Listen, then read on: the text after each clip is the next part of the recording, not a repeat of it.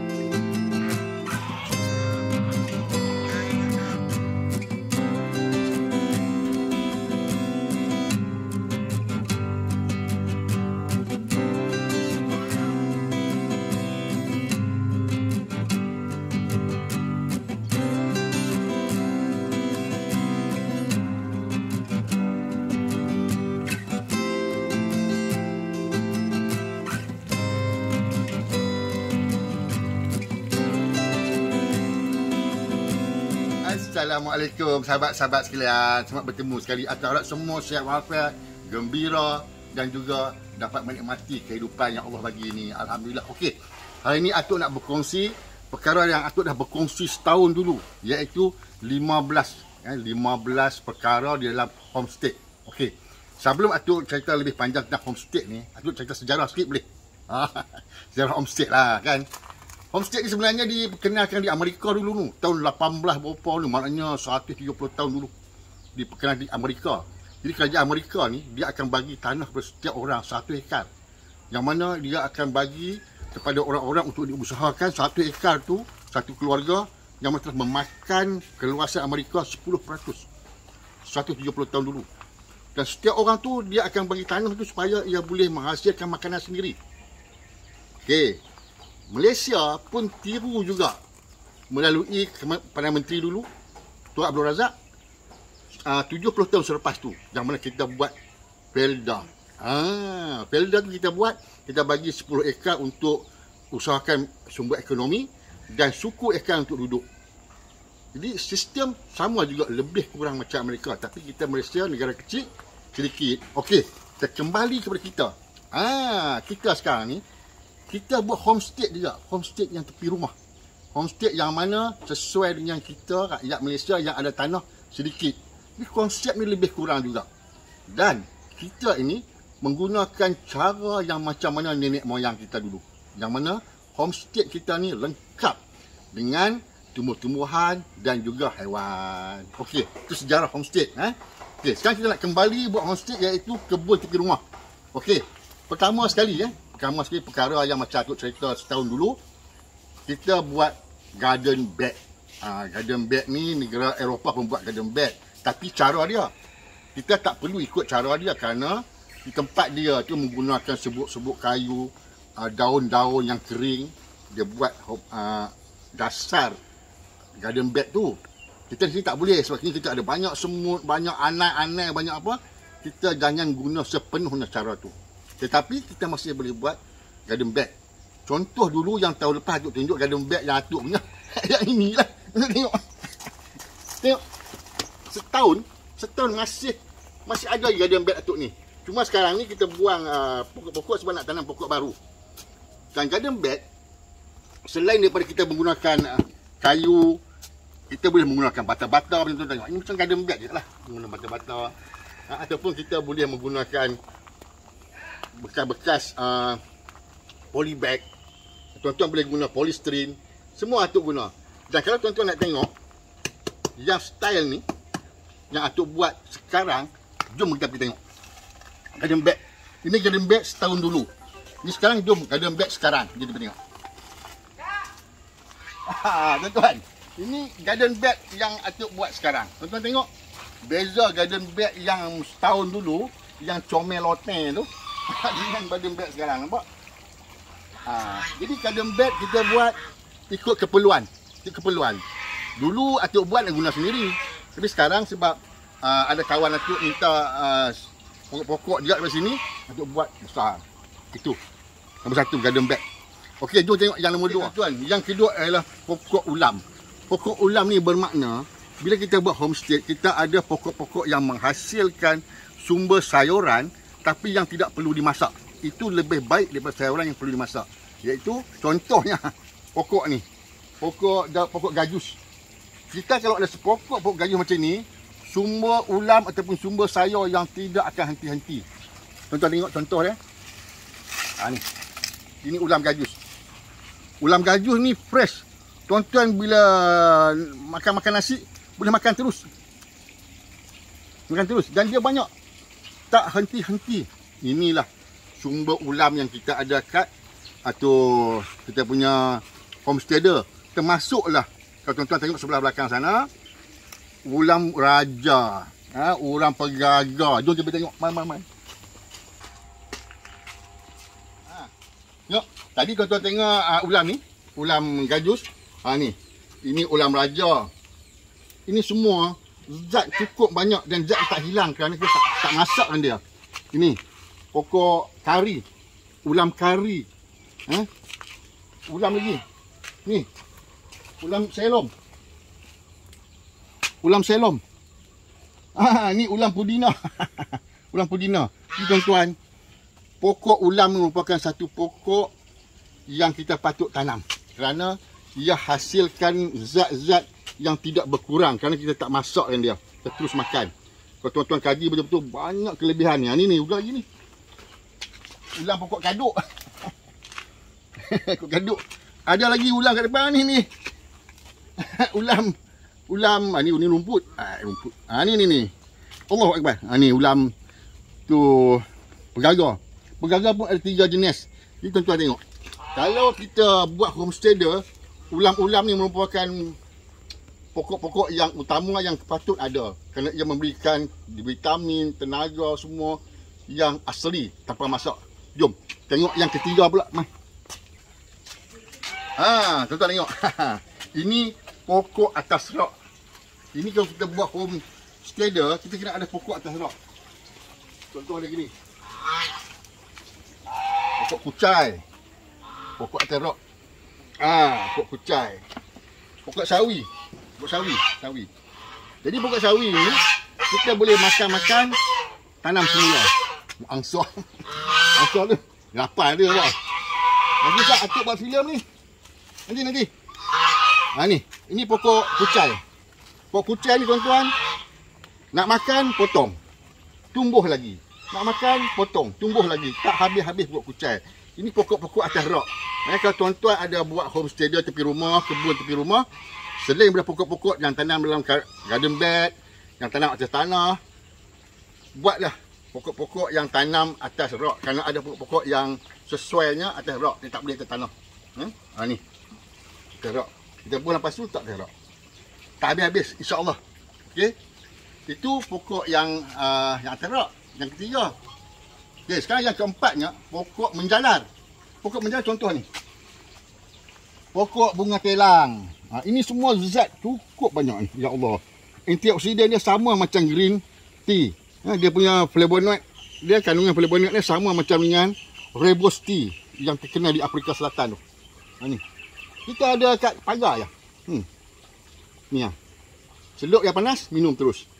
Jadi pokok-pokok yang menjalar ni, atas pagar ni, termasuklah pokok-pokok yang menjalar atas dia punya ran. Dia panggil ran tadi ni. Ni. Tuan-tuan tengok, pokok yang atas ran ni, yang keempat ni, yang sama yang menjalar tadi, dah hampir 3 tahun dah. Tuan-tuan tengok pokok pun batang dah besar-besar dah. Dah hampir 3 tahun. Jadi hasilnya ya Allah, vitamin A paling tinggi yang ni. Buah markisa ni vitamin A paling tinggi, termasuklah vitamin C. Jadi sumber vitamin keliling rumah. Maksudnya tuan-tuan boleh tanam atas tanah, dalam polystyrene, dalam polybag, atas rock dan juga atas macam ni. Jadi macam-macam tuan-tuan boleh buat. Kalau kita buat kebun tepi rumah ni. Okey, ni yang nombor 4, iaitu macam kita panggil pergola pun boleh panggil juga pergola. Okey. Jom kita tengok yang nombor 5 pula.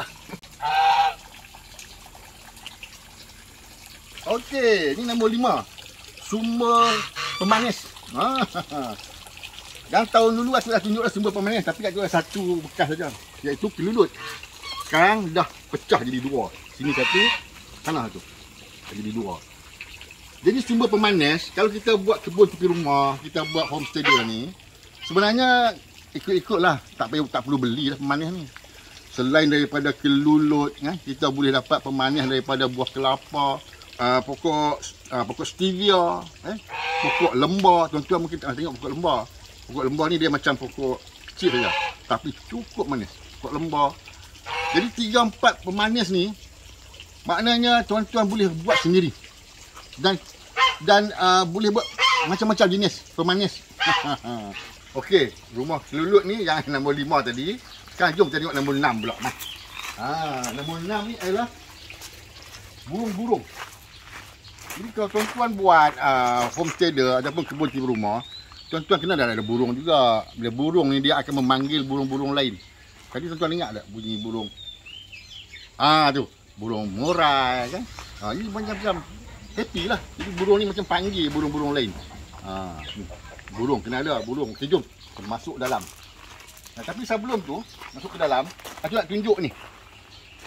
Ini yang ke-7. Yang ke-7 ni ialah tempat menyimpan peralatan. Dulu atuk peralatan ni atuk simpan kat mari-mari tu dalam je. Tapi bila kita buat ni, kita buat homesteader ni, kita berubah-ubah. Jadi kalau tak guna tempat ni, dulu tempat ni tempat letak incubator. Nak menghasilkan telur-telur anak-anak ayam, tapi tu dah pindah tempat lain. Saya tu tunjuk. Tempatnya tu guna untuk simpan peralatan. Tuan-tuan tengok. Tip-tipnya lah. Tu, ni kabel tie lah, semua dalam ni senang. Ni nak ambil barang, peralatan semua dalam ni. Tapi mesin yang simpan ni, mesin simpan dalam rumah. Takut orang kebal. Sini yang biasa-biasa ni cukup. Nampak tak tuan-tuan? Jadi kita buat homesteader, kita ada tempat peralatan ni. Kenapa? Kerana saat lagi aku tunjuk banyak projek-projek yang kita boleh buat di rumah. Jadi peralatan kena ada. Ini yang ke-7. Jom. Okey tuan-tuan. Yang ke-8 ialah sarang burung merpati. Sarang burung merpati, kalau tuan-tuan buat kena yang cara dia, senang, dia cukup jinak punya. Burung merpati ni. Dan akan menghasil banyak generasi burung merpati ni. Dan tuan-tuan tengok video tu ada tunjuk cara-cara nak kita macam mana nak jadikan burung merpati ni jinak. Burung merpati ni suka makan ni. Tengok Kan jom tengok yang ke-9. Reban ayam. Tu ada banyak reban ayam.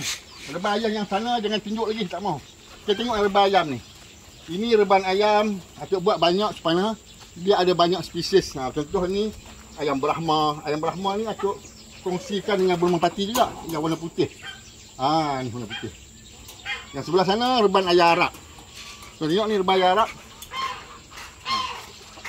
Jadi bila kita buat homesteader, kebun tepi rumah, kita kena bela ayam-ayam ni, kerana ayam ni semua sumber protein. Semua protein dari segi daging dia dan juga protein dari segi telur.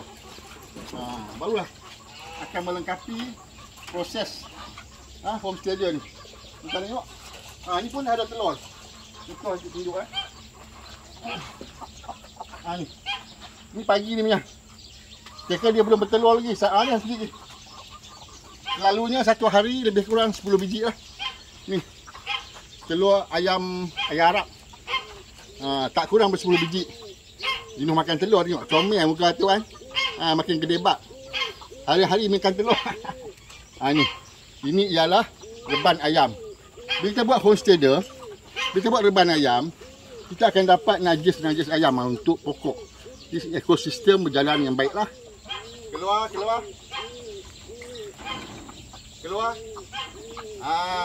Kita bagi ayam ni keluar makan-makan tuan-tuan.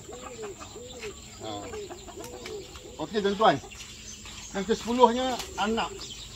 Bila kita buat homestay ni, anak kita seboleh-bolehnya kita belah lah, kerana anak ni bagi banyak manfaat. Satu dari segi daging dia kan. Yang kedua, kalau dia ada anak kita boleh jual. Yang ketiga, najis dia, tinja dia memang baik untuk pokok-pokok. Jadi sekarang ni Atuk punya proses tempat anak, jadi Atuk buat sementara bubuh dalam kat sini. Nanti bila siap tempat dia, nanti Atuk ubah balik. Jadi anak ni memang perlulah dalam kita buat homestay dia ni. Kalau boleh tuan-tuan, salah satu haiwan kena ada anak. Okey, itu yang nombor 10. Jom, kita tengok yang nombor 11 pula. Mai. Okey tuan-tuan, bila kita buat homestay dia ataupun kebun tepi rumah, selain daripada pokok-pokok yang kita kata umur pendek lah, sayur, ubi semua ni, kita sepatutnya tanam pokok-pokok dusun juga. Sebab tempat kita memang sesuai dengan pokok dusun. Jadi kalau tuan-tuan tengok kat tempat Atuk ni, ada pokok durian, ada pokok rambutan, ada pokok petai, ada pokok mempelam, ada pokok jambu batu, jambu air, pokok cempedak. Cukuplah. Kalau banyak lagi tak muat lah. Tapi itu pun kita dah ada pokok kelapa. 3 kali tanam dah, 2 kali tanam. Monyet dia sebat habis. Tak hidup bukan sebab tak pandai tanam.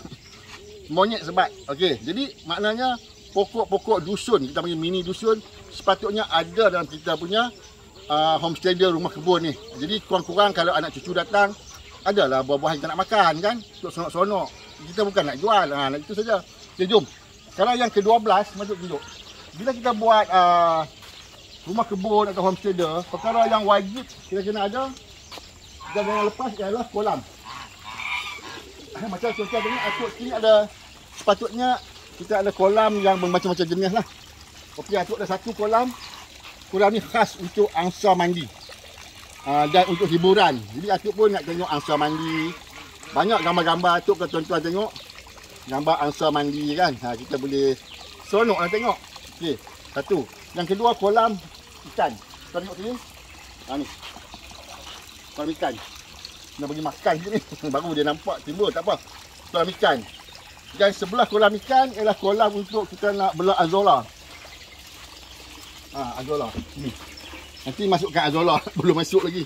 Sekarang ada anak berudu. Nampak tuan-tuan? Kolam untuk kita belah azolla. Kolam kita membelah ikan. Kolam untuk angsa kita mandi ataupun ayam-ayam nak minum. Dan sepatutnya ada satu lagi kolam, itu kolam tanah kat belakang sana. Tapi tempat Atuk ni tak muat. Tak boleh buat. Kalau tuan-tuan boleh buat, buat. Jadi kolam perlu. Kerana kolam ni, dia melengkapkan ekosistem kita. Selain daripada kita dapat baja, daripada tinja-tinja haiwan untuk pokok, pokok tu pula kita bagi haiwan makan. Di samping tu kita ada kolam-kolam yang mana kita menghasilkan protein, iaitu ikan-ikan. Kalau tuan-tuan tengok video-video tu yang dulu, ikan Atuk ni dah generasi keempat. Generasi keempat dah. Atuk beli sekali dulu saja. Lepas tu Atuk pusing generasi dia, sekarang dah keempat. Tak perlu beli lagi dah. Dia menunjukkan bahawa kalau kena cara dia, kita beli sekali saja. Okey. Selain daripada kolam ni, kalau tuan-tuan tengok, perkara yang penting yang patut kita ada di dalam kita punya homestay ataupun kebun ni ialah sumber tenaga. Macam Atuk duduk kat tempat yang macam ni, tak ada sungai, Atuk tak boleh dapat sumber tenaga asli daripada empangan. Maknanya kita boleh buat sendiri hidroelektrik daripada empangan kalau tak ada sungai. Tapi tak ada sungai, kita terpaksa guna solar system. Ni yang ke-13. 13 kalau tuan-tuan nak buat homestay dia, bermula daripada elektrik daripada TNB, supply TNB, kemudian tuan-tuan boleh bertukar perlahan kepada solar system. Solar system. Bagus. Jimat cermat, sekali beli, lepas tu boleh gunalah untuk solar system ini. Dan yang kedua, kalau tuan-tuan ada tepi sungai, boleh buat sumber air sendiri menggunakan hidroelektrik. Elektrik daripada sumber air, hidroelektrik. Okey tuan-tuan, yang ke-14 ialah dalam kita punya homesteader ni, dalam kita kebun tepi rumah ni, satu perkara yang wajib kena ada ialah kebun bunga. Pokok bunga lah, pokok bunga. Pokok bunga, kita tanam pokok bunga. Nanti tepi pagar tu pun pokok bunga. Pokok bunga ni sebagai penarik. Penarik keluarga untuk datang. Lagi aku tunjuk. Okey, yang ke-15. Yang ke-15 kita kena ada tempat lepak. Tempat lepak pagi-pagi boleh makan cucuk, cucuk kodok. Boleh makan kuih-kuih, boleh makan anak cucu duduk pergi cuti kan. Kita boleh duduk minum-minum. Kalau tuan-tuan tengok atuk ada buat tu dapur pada simen tu, kita boleh bakar-bakar malam-malam kan dalam taman kita ni, dalam kebun tepi rumah ni. Jadi 15 perkara ni yang sepatutnya kena ada dalam ni, dan tuan-tuan insya-Allah akan merasa gembira. Okey, dan tuan-tuan tengok atuk buat ni semua ni. Dia 15 perkara yang kita cakap tadi tu, dia memberi kepada pertama sekali hubungan kekeluargaan. Keluarga kita akan seronok, semua akan dapat menikmati hasil ni dari segi hasil-hasil makanan, hasil-hasil daripada kegembiraan keliling ni semua kan. Jadi hasil tu. Yang kedua, hasil kepada kesihatan. Tengok, tengok berpeluh-peluh. Kesihatan, sihat. Dan yang ketiga, kita semua ni dapat menikmati hasil dan kita dapat pahala kerana barang-barang yang lebih kita sedekah lah. Itu nak meniaga cara lain. Yang tu harap kalau tuan-tuan semua ada tanah tepi rumah, marilah kita perlahan-lahan kita mulalah bercucuk tanam dan mula haiwan di tepi rumah supaya memberi manfaat kepada kita dan juga jiran-jiran, dan juga kita mungkin boleh mendapat hasil keuangan dengan jualan. Okey, Assalamualaikum, bye-bye.